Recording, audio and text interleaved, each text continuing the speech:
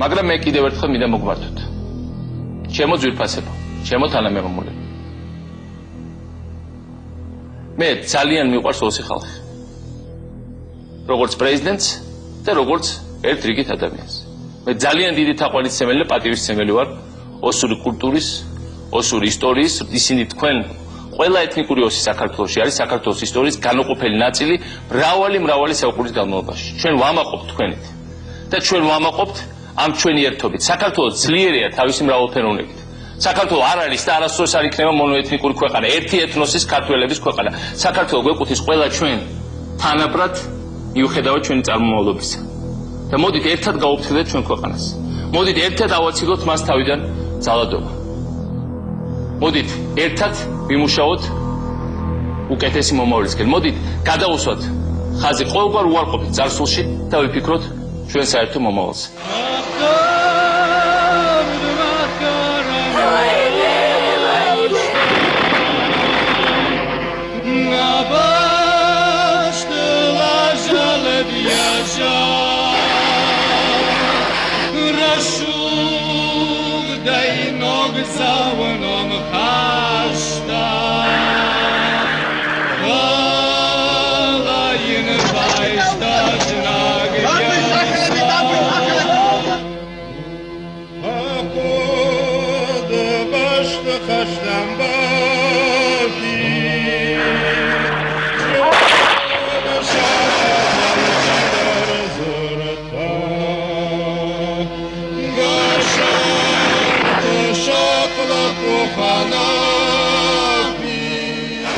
Августа 2008 года еще одной черной датой в мировом календаре стало больше. Открытие Олимпиады в Пекине отошло на второй план, когда стало известно, что в ночь с 7 на 8 августа были убиты сотни мирных жителей Южной Осетии, непризнанной республики, входившей в состав Грузии и находившейся под опекой России. Если в прежние века на время Олимпийских игр прекращались всякие войны, то новый мировой порядок таких условностей не признает. Равно как и других условностей, вроде президентского обещания прекратить стрельбу. 7-го днем, где-то в 5 или в 3 часа Саакашвили выступает по телевизору, и он обращается к осетинскому народу. Я прекращаю воевать, так же и вы. Я сейчас согласен на любые переговоры и так далее, и так далее. Короче говоря, расслабились люди. Я решил спокойно поспать. Где-то в 12 часов, как началась стрельба, это было что-то.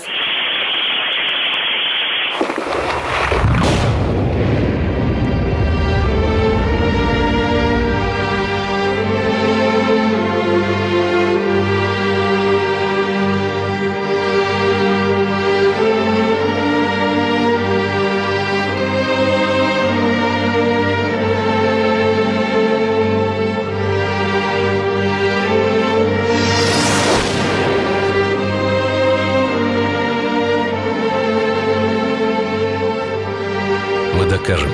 То, что произошло с Южной Осетией и ее 120 тысячами жителей 8 августа, является военным преступлением. В цивилизованном мире принято отдавать под трибунал правителей, виновных в массовых убийствах мирных жителей и геноциде. Грузинская армия получила приказ напасть на спящий Цхинвал от Михаила Саакашвили. Но от кого получает приказы Саакашвили? Кто финансирует грузинскую армию? Кто поставляет в Грузию самую современную военную технику? Почему среди убитых агрессоров чернокожие наемники в форме НАТО? Кто в самой Южной Осетии оказался пятой колонной, предателем, расстелившим перед врагом красную ковровую дорожку? И почему война в Осетии резко переломила ход предвыборной кампании кандидатов на пост президента США в пользу радикального русофоба Маккейна, до этой войны проигрывавшего Бараку Обаме? Операция по нападению на Южную Осетию называлась «Чистое поле». Да, это был лучший вариант для Грузии, конечно. Им нужна земля без нас. Им нужна просто территория. Он хотел всех нас убивать, всех. Я говорит, людей не хочу, я хочу только земля. Чтобы вот это, грузины здесь жили, а мы в земле. На первый взгляд, эта агрессия кажется попыткой Грузии силовым способом взять под контроль территорию Южной Осетии. Мы сами хотели добиться блицкрига. В течение ночи, одного дня установить контроль над большей частью, выйти на Рокский туннель и поставить мировое сообщество перед фактом. Нет человека – нет проблемы. Нет населения Южной Осетии – некому помешать планам по захвату плодородной земли. По подвалам, дверей подвалам они стучали, выходите, говорит, где вы, осетине, выходите, выходите. Вам, говорит, русские ничем не помогут, выходите, говорит, оттуда. Но маленькой победоносной войны не получилось. Уже вечером 8 августа российская армия через Рокский туннель вошла в Южную Осетию и 10 августа оттеснила грузинских агрессоров в горе. И лишь тогда мировая общественность заметила, что на Кавказе произошло что-то непоправимое. The United States of America stands with the democratically elected government of Georgia. Today, we are all Georgians. Right now, we're focused very heavily on getting Russian forces out of Georgia. Правда, непоправимым на искаженный взгляд мировой общественности оказалось вмешательство России в конфликт Грузии и Южной Осетии, а не геноцид осетин и не убийство российских миротворцев. Жертвами грузинской агрессии в основном стали мирные жители, земледельцы, чье оружие – лопата и тяпка. Выскочила, смотрю, 94 лет мужиков. Прямо в упор застрелили. Старика. В чем он был виноват? Преступления обычно совершаются ночью, а свидетелей уничтожают. Так было бы и на этот раз. Но грузинские военные так гордились своей человеконенавистнической миссией, что засняли расстрел мирного города и убийство его жителей на камеры своих мобильных телефонов. Теперь у нас на руках есть исчерпывающие доказательства военных преступлений грузинской армии.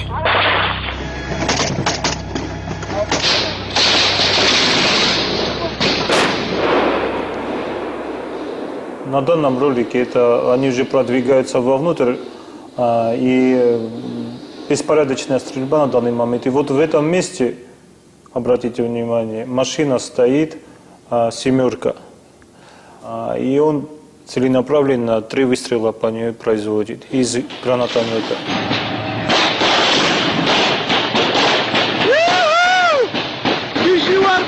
Вот, обратите внимание, машина начинает гореть. В ней находилось 3 человека, семья. Копоть идет. Это как раз от АГС. В этой машине семья Джусоевых пыталась выбраться из оккупированного врагами города.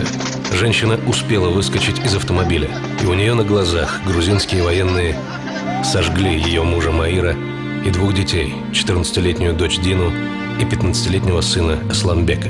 Дедушка этих детей, Заур Джусоев, больше не видит смысла жить. У меня такие дети были, смотри-ка, все красавицы, все были. Я радовался и гордился своими детьми. Такие красивые, такие молодые, способные. 8 числа немного прекратилась стрельба. Папа, я, может быть, проскочу и поеду на Северный Кавказ. Посадили все дети, все отъехали. Не успели отъехать с города. Прямо навстречу танка. Упор выстрелили и убили все мои дети. Добились вообще, сожгли все. Такие зверости. Машина, это же не боевая техника. Вот во время немецких солдаты так не поступали, как они над нами поступали. Лишь бы осетин, хоть на ногах стали стариков, детей, все они уничтожали. Стреляли пулеметом, танком, градом. Особенности территориального строения Южной Осетии таковы, что осетинское село граничит с грузинским. В мирное время 2 народа по-соседски уживаются на небольшом участке земли. Все знают друг друга в лицо, здороваются на рынке и торгуют между собой. Поэтому внезапное исчезновение грузинских женщин и детей за несколько дней до нападения на Цхинвал не прошло незамеченным. Грузинская сторона начала вот эвакуацию из своих сел женщин и детей 5 августа. Только 5 числа 96 автобусов насчитали прошедшим по пауку. То есть это означало, что это не просто какая-то непонятная эвакуация, а что это тотальный вывоз населения. Повторимся. Грузинская сторона эвакуировала своих женщин и детей за 3 дня до начала войны. Какая роль была предназначена мужскому населению, мы расскажем позже. То есть Грузия заранее готовилась к нападению на Осетию и похвально позаботилась о своих мирных гражданах. Мирным осетинам предназначалась другая участь. За 4 часа до атаки президент Михаил Саакашвили усыплял их бдительность, заверяя в глубокой любви к осетинскому народу и нежелании развязывать войну. Тому, кто поверил Саакашвили, пришлось заплатить за это жизнью.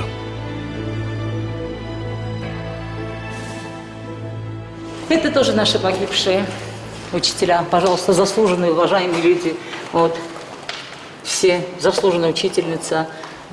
Пожалуйста, заслуженный учитель, заслуженная учительница. Вот это грузинская была. Мы грузинка, Хараули. Она такая прекрасная женщина была. Мы не разделяем. Мы очень интернациональный народ. Мы всех любим. Любим и русских, и грузин. Пожалуйста, Читаева, армянка. Моя любимая прекрасная учительница армянка. Танки, стрельба, авианалеты – это страшно. Это страшно, даже если ты президент. Даже если ты окружен десятком крепких телохранителей. Михаил Саакашвили, давая интервью после нападения на Цхинвал, запаниковал от звука летящего самолета.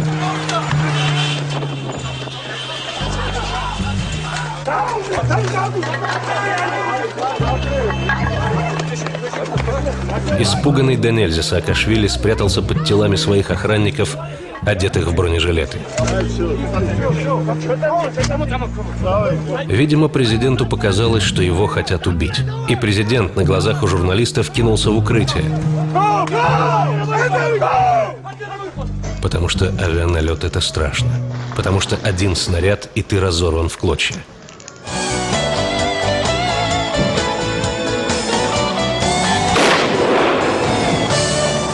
Тревога оказалась сложной. Никто не летел убивать Саакашвили. На 8 августа армия Михаила Саакашвили пришла убивать мирных жителей Цхинвала. Осетинские мужчины ушли в ополчение и пытались защитить город. У осетинских женщин, детей и стариков не было телохранителей, и они гибли сотнями в своих домах, на улицах, расстрелянные в упор или сожженные грузинскими агрессорами.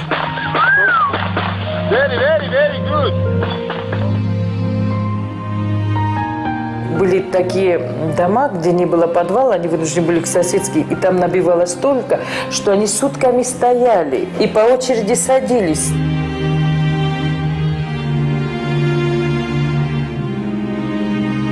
До 100 человек, слушай, последний день, тут вообще невозможно было повернуться уже негде было. Вот так стояли. Нечем было дышать. Ужас, что здесь творилось. Убийство Нугзара Казаева и Ацамаза Гаглоева не было боевой операцией. Это был садизм зверей, одурманенных безнаказанностью и вкусом крови.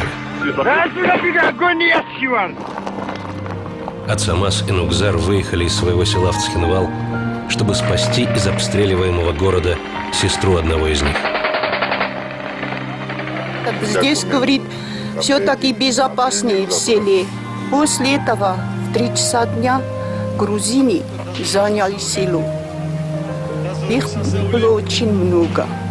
Стреляли в каждый дом, заходили, окружали дома и стреляли во все дома.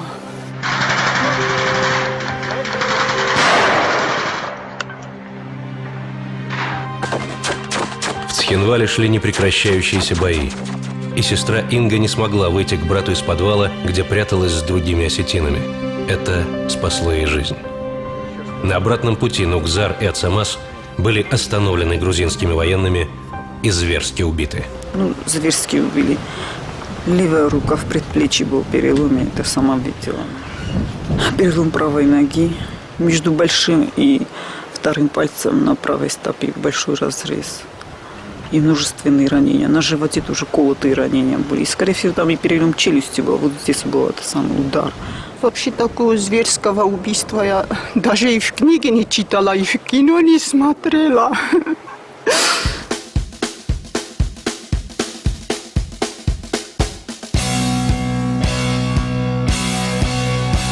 Министр иностранных дел Великобритании Дэвид Милибанд потребовал от России доказательств агрессии Грузии.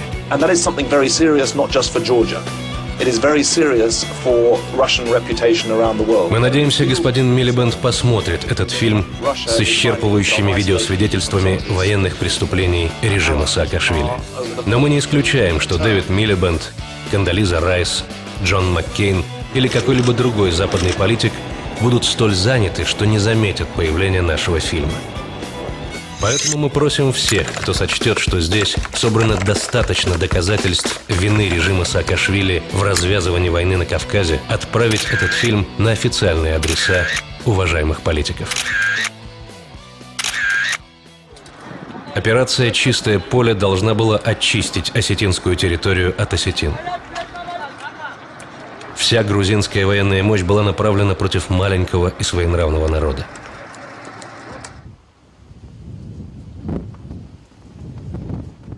Грузинские войска с гиканьем, с позированием перед камерами и весельем уничтожили стелу с осетинским орнаментом и с названием столицы Южной Осетии Цхинвала,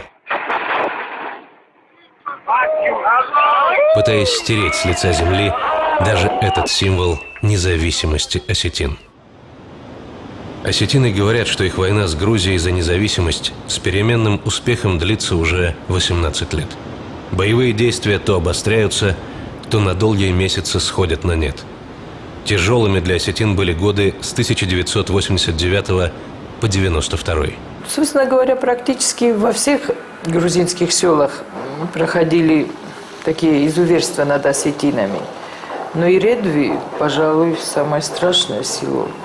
Именно в Иредви в 91 году закопали проезжающих на автобусе осетин, которых насильно выгнали из автобуса. После этого их живыми закопали. В основном это были старики. Там 2 или 3 было молодых людей, а так в основном это были старики. И еще долго потом они же сами рассказывали, как земля ходила. И для них тоже патология националистическая. То есть для них это было каким-то торжеством победы или демонстрацией своей силы закопать живого человека и потом не раскаяться. Постоянные провокации и нападения на осетин сделали обстановку на Кавказе взрывоопасной. Как говорил Аль Капоне, добрым словом и пистолетом можно добиться гораздо большего, чем одним только добрым словом. Грузия убедилась в том, что и один только пистолет не приносит желаемых плодов. Поэтому в 2006 году стартовал план дипломатического захвата Цхинвала с подкупом осетин, обещанием светлого будущего и другими добрыми, но лживыми словами. Когда осетины выбрали своим президентом неугодного Грузии Эдуарда Кокойты, в деревне Курта были проведены так называемые альтернативные выборы президента непризнанной республики Южная Осетия. Тем самым альтернативным президентом стал бывший министр обороны Южной Осетии Дмитрий Санакоев. В республике объясняют, что Санакоев перешел на службу к Грузии, чтобы расплатиться по своим долгам, появившимся из-за болезненного пристрастия к азартным играм. Санакоев начал кампанию по подкупу жителей Осетии. Для этого в нескольких деревнях были построены кинотеатр и бассейн, а в новые дома предлагали переселиться всем, кто пожелает присягнуть на верность новой прогрузинской власти. Сегодня завершилось строительство нового жилого комплекса в Хаити, и я горд сообщить, что ордера на квартиры в этом новом доме мы решили передать, кто наиболее остро нуждается в жилье. Это 30 семей, которые недавно добровольно решили уехать из Цхинвали и поселиться здесь, на территории, контролируемой законными властями. Однако тех, кто купился на обещание Санакоева, оказалось недостаточно, чтобы мирно захватить власть в республике. Осетины считали, что у них 2 президента – Эдуард Кокойты и российский президент Дмитрий Медведев. Дело в том, что у большинства осетин есть российские паспорта. Дмитрия Санакоева жители республики считали банальным предателем. После неудачного формирования пятой колонны Грузия решила перейти к плану «Чистое поле». В результате силовых зачисток Южная Осетия должна была остаться выпотрошенной. Жителям полагалось хоронить своих мертвых, а команде Дмитрия Санакоева занимать руководящие кабинеты и передавать непокорную республику под контроль Михаилу Саакашвили. Сегодня в Цхинвале не могут дать ответ на самый главный вопрос. Когда же начнется нормальная, благополучная и мирная жизнь? Жизнь без дежурства в окопах, без ночных обстрелов, без боязни выехать за пределы города. Ответ на этот вопрос знаем мы. Мы строим мирную Осетию и сильную Грузию. Прокуратура Южной Осетии обнаружила целые грузовики с формой для новой администрации Санакоева. Видимо, режим Саакашвили был настолько уверен в успехе своего блицкрига на Южную Осетию, что позаботился даже о том, чтобы новая прогрузинская администрация разрушенного Цхинвала выглядела аккуратно и наглаженно. Для спецназа новой администрации, МВД и Центра антитеррор даже были разработаны особые эмблемы. В осетинской прокуратуре уверены, так называемый Центр антитеррор, ЦАТ, в администрации Дмитрия Санакоева занимался непосредственно террористическими актами. Подробный анализ всей этой документации говорит о том, что там это не антитеррористическая организация, а террористическая организация по своей сути. Потому что здесь вот у нас, значит, учебные пособия, чему их учили, это минно-взрывному делу. Значит, здесь достаточно материалов, которые говорят о том, что их обучали, как надо проводить террористические диверсионные акты, как вести себя во время зачисток. Вот, пожалуйста, здесь вот как ведет себя группа в условиях зачисток в городских условиях. 3 июля и 1 августа в Южной Осетии произошел ряд терактов. В своем доме был взорван начальник милиции села Дминис Надар Бибилов. Было убито несколько мирных жителей. Вот я вам хочу показать рапорт министра внутренних дел Южной Осетии Карпусову. Начальник Центра антитеррористического центра некий капитан Церцвац. За проявленное мужество и самоотдачу при исполнении служебных обязанностей во время событий 3 июля и 1 августа 2008 года представить к медалям за отвагу сотрудников ЦАТ МВД Южной Осетии начальника 3-го отдела лейтенанта полиции Цицилашвили В. Вот его личный альбом. Здесь он проходит где-то в Косово, он даже побывал. Он побывал в Панкийском ущелье, побывал в Кодорском ущелье. Вот он в Косово в составе ФОР. Вот с немецким инструктором. Заканчивает какую-то натовскую школу какую-то. И вот таких людей направляли сюда, группу антитеррора.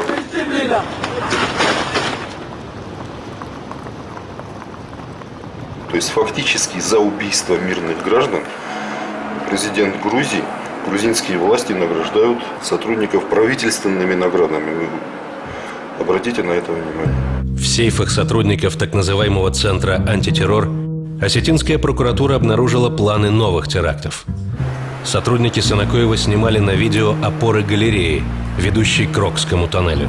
Судя по пристальному вниманию к деталям, бойцы альтернативного президента планировали взорвать эту галерею.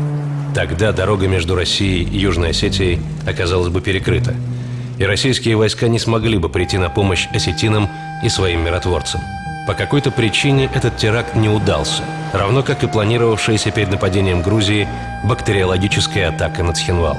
В сейфе одного из сотрудников Центра антитеррор обнаружен план под названием «Сачукари». По-грузински «Сачукари» — это подарок. Циничным подарком жителям Цхинвала должно было стать отравление водопровода бактериями брюшного тифа, чтобы население не смогло оказать сопротивление агрессору. Вот основной водовод, который поступает в город, вот водохранилище, где скапливается вода, потом это все спускается в город. Задача стояла именно отравить вот эти водохранилища. И более того, не допускать к родникам, которые имеются в городе, таким заградительным огнем. Когда отравить воду не удалось, провокаторы просто подорвали городской водопровод. Изуверство Грузии – это вообще патология, это надо изучать биологам. 8 числа вечером они спустили растительный канал совершенно целенаправленно. И началось затопление. То есть люди стояли еще в плюс ко всем ужасам войны, еще и по колено в воде. 8 августа, в час дня, когда ополченцы Осетии насмерть стояли за свой город и села, когда улицы республики были покрыты кровью, а мирные жители прятались в битком набитых затопленных подвалах, грузинский ставленник Дмитрий Санакоев обратился к осетинам с предложением сдаться и уйти из Цхинвала. Тогда им сохранят жизни. Сегодня у нас достигнута договоренность. С 3 часов дня до 6 часов вечера объявляется мораторий на стрельбу со стороны грузинской части. Поэтому обращаюсь ко всем ребятам, которые тоже сейчас с оружием в руках находятся в городе. Есть сейчас уникальная, единственная возможность оставить оружие там, где есть, и выйти в сторону Эльгреты. Для всех вам гарантируется амнистия. Никого преследовать не будет. И стрелять прохожих тоже не будет. Предложить защитникам города покинуть его – само по себе весьма странное заявление от человека, называющего себя президентом Осетии. Более того, обещание коридора стало одним из самых больших предательств этой войны. Прокуратуре еще предстоит узнать, кто сообщил мирным гражданам, прятавшимся в подвалах, о том, что они могут спастись, выехав по Зарской дороге из Южной Осетии в Северную Осетию. Это уже территория России.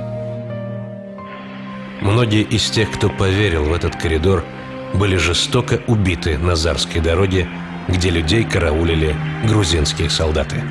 Марфа Джоева с семьей тоже собралась бежать через эту дорогу. Но журналист, который находился в тот момент в ее доме, смог дозвониться до Москвы и узнать, что никакого коридора на самом деле нет.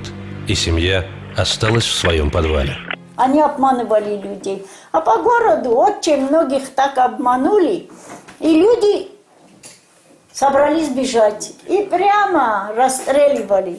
Было бы ошибкой считать, что война, развязанная на Кавказе 8 августа 2008 года, велась лишь между двумя странами – Грузией и Южной Осетией. Грузинские военные получали бесплатно и закупали оружие в 15 странах. Военную технику и боеприпасы поставляли США, Болгария, Венгрия, Греция, Латвия, Литва, Турция, Франция, Чехия, Эстония, Израиль, Босния и Герцеговина, Сербия и Украина. В распоряжении грузинских сил от стран НАТО поступило около 300 единиц бронетанковой техники. Еще сотня танков планируется к передаче. Кроме того, Грузия получила 67 орудий полевой артиллерии и 99 минометов, 150 противотанковых ракетных комплексов и 200 комплексов ПЗРК для уничтожения воздушных целей. Грузинским ВВС переправили 4 боевых самолета Су-25 к уже имеющимся 7 штурмовикам.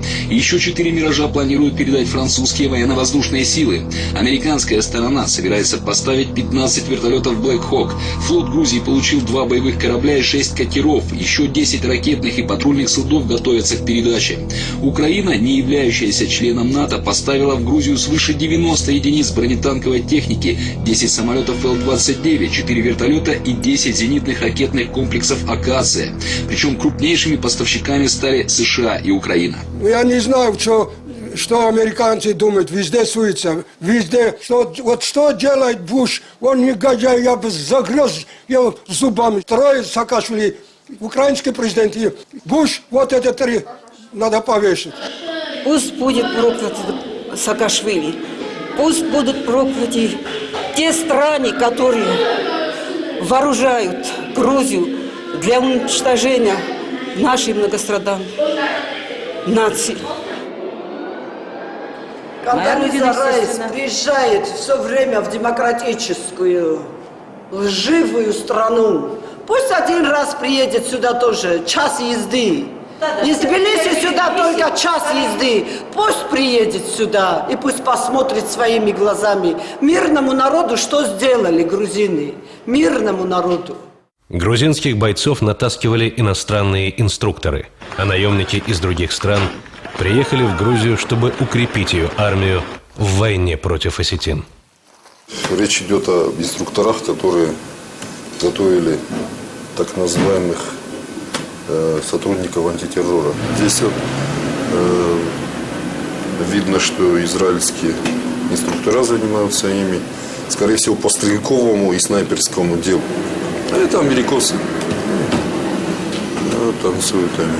Танец тбилисских воров. Вот так называется танец. Кинтаури. Кинто тбилисский, это значит воры.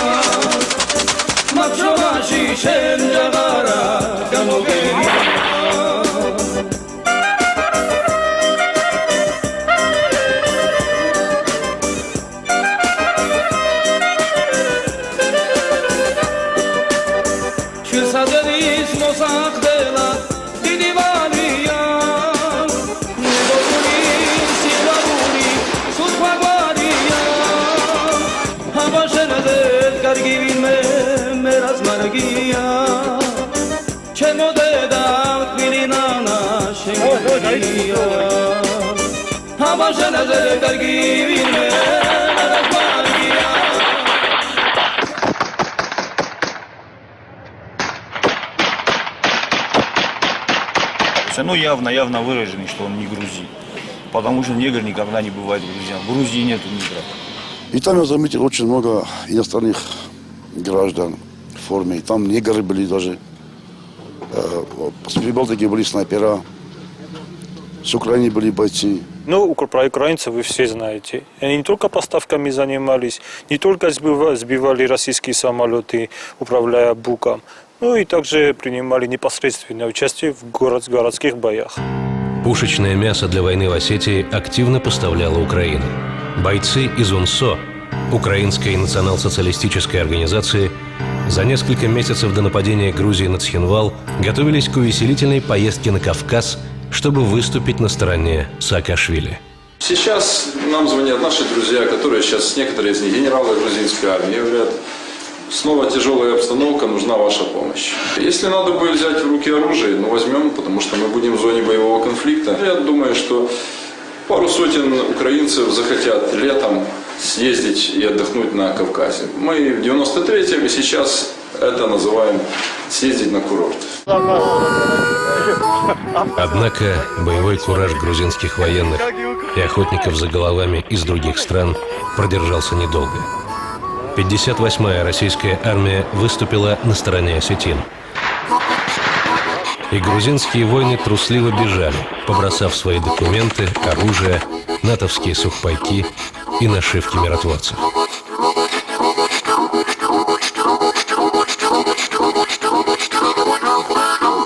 Самый короткий анекдот. Грузин воин.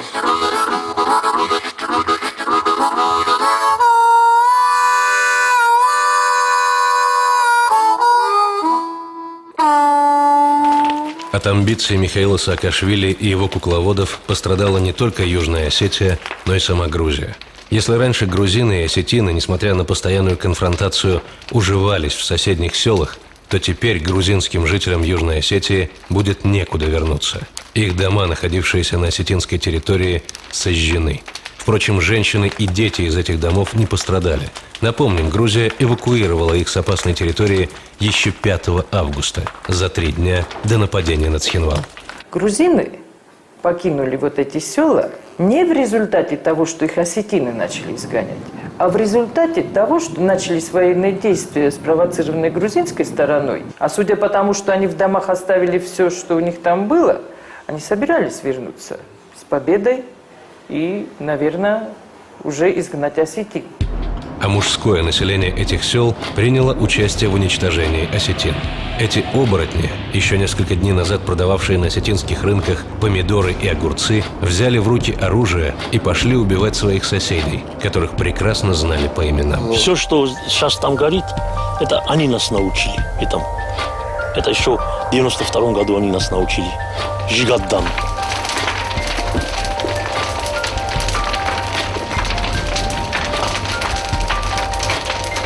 Еще в 2005 году грузинское МВД выдало жителям грузинских сел, соседствующих с осетинами, порядка 2000 автоматов. Эти автоматы ждали своего часа. Ждали, когда из Грузии поступит приказ начать братоубийственную войну. Вот здесь, значит, журнал выдачи гражданскому населению стрелкового оружия. Это, значит, в грузино-населенных селах, которые контролировались грузинской стороной. То есть это в районе вот Санакоевской администрации. Здесь около 1000. Ну, автоматы в основном, пулеметы, стрелковое оружие.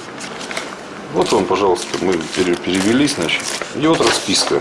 Я, Арчил Арсенович Гугизы, житель селения Тамарашини Горийского района, ставлю свою подпись под тем, что обязуюсь беречь и отвечать перед законом в случае повреждения или утери выданного мне Куртинским отделом внутренних дел МВД Грузии автомата АК-74.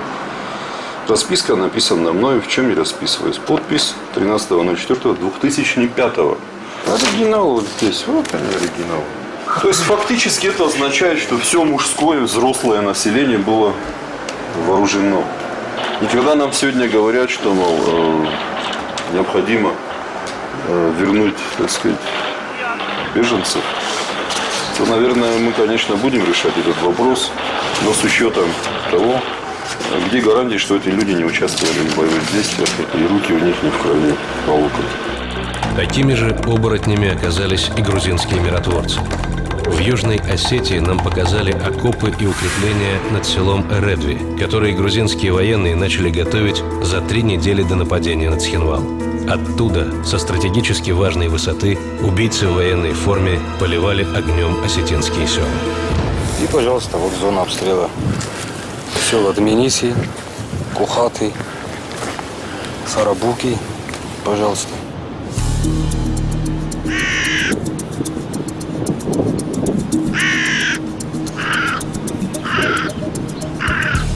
И что же вы думаете, 3-недельные работы по созданию боевых укрепсооружений были никем не замечены? Нет. Просто ответственным за такие вопросы международным организациям было плевать на смертельную угрозу, нависшую над Осетией.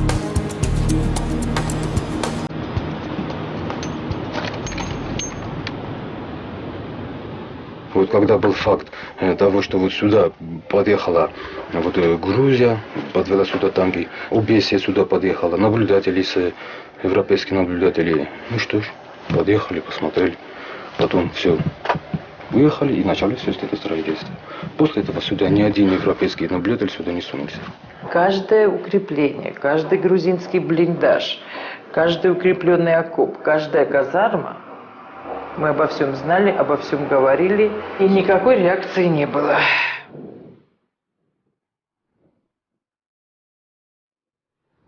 На месте этих укреплений после бегства грузин были найдены споротые нашивки миротворческих сил Грузии. Именно грузинские миротворцы стреляли в мирных жителей. А когда запахло жареным, сбросили улики вместе с украинским морфином и натовскими сухпайками и покинули свои боевые позиции. Там у них стояли грузинские миротворцы, вот по этой дороге. И они открыли огонь. Миротворцы? Да, конечно, они стреляли. А кто же еще? У них вся форма в последнее время была натовская. Каски, автоматы, обувь полностью натовская. Но самую весомую и убийственную для Южной Осетии роль в этом конфликте сыграли США.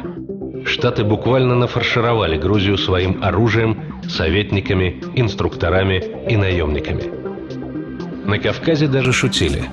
Джордж Буш перепутал американский штат Джорджия и республику Грузию из-за того, что по-английски их названия звучат одинаково. И по Чехову, если на сцене висит ружье, оно обязательно выстрелит. Вот по моим данным, сейчас в Грузии только американских советников Министерства обороны Соединенных Штатов работает 127 человек 7 августа. То есть буквально в тот день, когда были потом развязаны Грузией военные действия против Южной Осетии, закончились довольно масштабные совместные американо-грузинские военные учения, в которых участвовало примерно 1000 американских военнослужащих. С характерным названием, кстати, эти были учения «Immediate Response» – немедленное реагирование. Вот обученные американскими коллегами, грузинские их коллеги немедленно и воспользовались той подготовкой, которая была ими получена. Режим Саакашвили и его спонсоры подготовились не только к вооруженному вторжению в Осетию, но и к информационной войне. После того, как российская армия дала отпор грузинским агрессорам, западные политики зашлись в русофобской злобе. Сенатор Маккейн, кандидат в президенты США, договорился до того, что занес грузин в Красную книгу.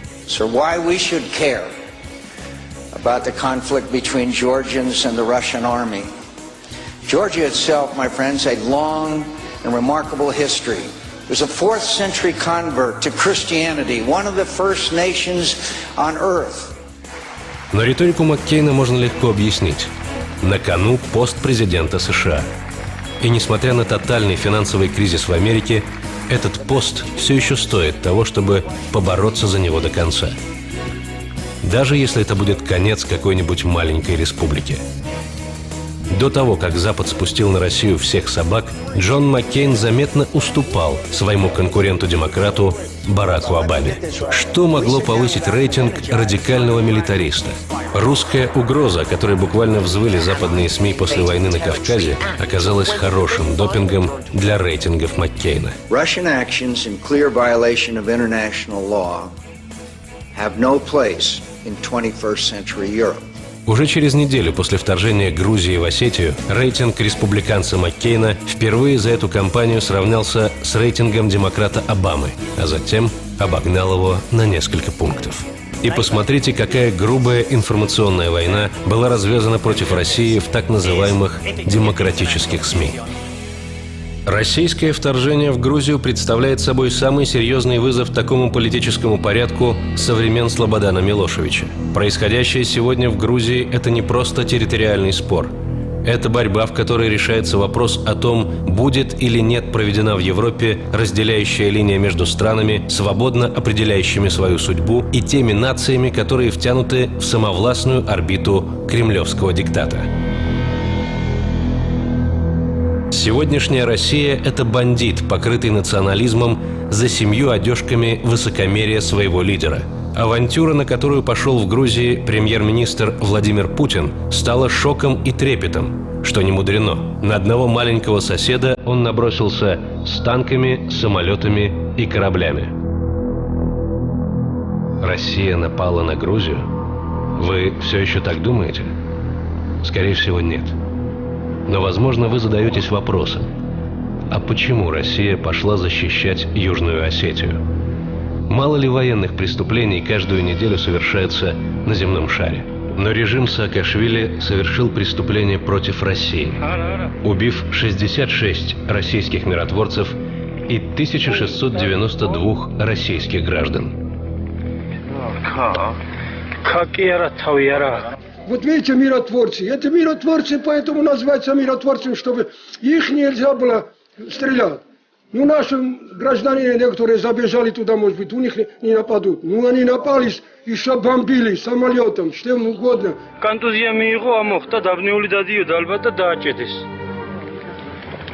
Миссия миротворцев – поддерживать мир в конфликтных регионах. Убийство миротворца – серьезное военное преступление. Еще лет 10 назад ослабленная Россия, может быть, и стерпела бы такой удар.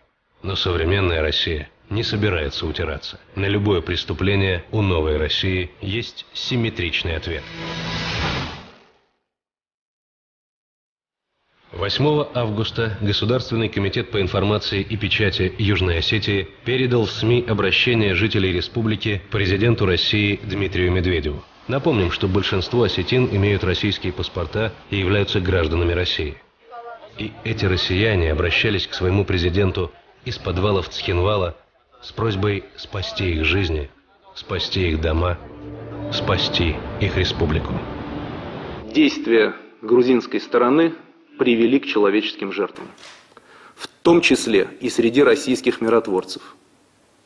Ситуация дошла до того, что миротворцы с грузинской стороны стреляли по российским миротворцам, вместе с которыми были обязаны выполнять свою миссию по сохранению мира в регионе. Сейчас в Южной Осетии гибнут мирные люди, женщины, дети, старики, и большинство из них – это граждане Российской Федерации. В соответствии с Конституцией и федеральным законодательством, как президент Российской Федерации, я обязан защищать жизнь и достоинство российских граждан, где бы они ни находились. Эта война расколола Кавказ. Россия и Южная Осетия потеряли своих граждан. Грузия потеряла возможность вступить в НАТО из-за неразрешенного территориального спора. Режим Саакашвили потерял последнее доверие грузинского населения. Южная Осетия получила независимость, но неоправданно высокой ценой. Ценой, которую ее вынудили заплатить. Такой бомбочку, посмотрите, что в город на чем похоже. Градом разве стреляют? А у нас что было? Даже против танка у нас ничего не было. Это не была война. Какая же это война? Как прийти в село к людям, где у них их оружие, это лопата и тяпка, как говорится, да? Это было, на самом деле, как они назвали, чистое поле. То есть вот так все смести, чтобы ничего не осталось, чтобы вообще людей не было этой нации. Так не воюют. Это трусы. Пришли против стариков и старушек. Это трусы, правда? Дело даже не в том, чтобы нам оказать сочувствие, там, как проявить какое-то хорошее отношение, а дело все в том, что такое не должно нигде повториться. И поэтому здесь международные организации здесь должны просто сидеть, изучать и сделать все, чтобы такого просто больше нигде не было. Чтобы Южная Осетия была последним местом, где такие чудовищные злодеяния происходят. Я могу одним словом. Мы видели Армагеддон. Боятся же Армагеддона все. А мы его уже видели.